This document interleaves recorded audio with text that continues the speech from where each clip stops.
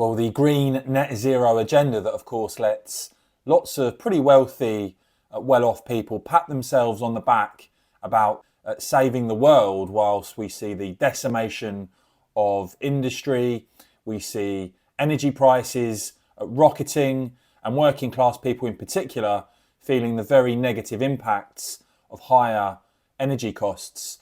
And of course, at the same time now, we're at a vulnerable position, where our reliance on foreign energy supplies has hit a record high.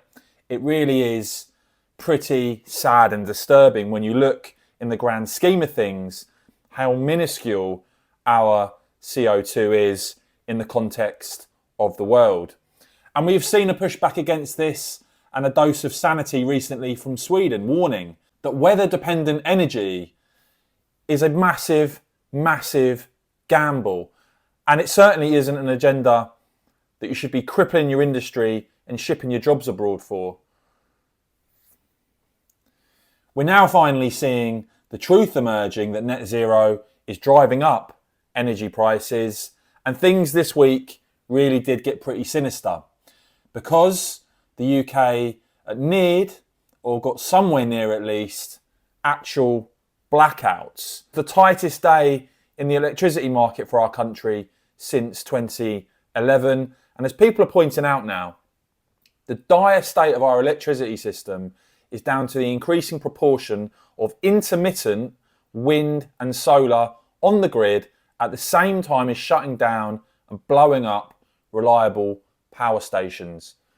And Centrica there recently laid it out. Plunging temperatures and high demand for gas-fired power have reduced the UK winter gas storage to concerningly low levels. Their UK storage sites 26% lower than at the same time last year. Catherine Porter doing some great work laying out the reality, not the fluffy words from people, as I said, who love to pat themselves on the back, but the reality, the dangerous reality of the situation we now find ourselves in, saying that yesterday the GB power market came fairly close to demand control or a blackout, the tightest day since 2011. You saw there the first electricity market notice of the winter, and that even a relatively modest generating unit tripping at the peak would have triggered a shortfall and potential blackout. And then you would have had to look at what's being called pretty sinister as demand control, and to avoid a country-wide blackout. So look, everyone cares about the environment, but what we are doing in terms of decimating industry, driving up costs, making energy more expensive for business and particularly for working class people, and putting ourselves in a very vulnerable position in terms of gas storage levels, it is all absolute madness. And that is why you're seeing now at the moment, by the way, despite the sort of mainstream media narrative, election after election after election, you're seeing Green parties not making massive gains with an upswell of public support, but they're being decimated across the board as people see the reality of what this agenda all means.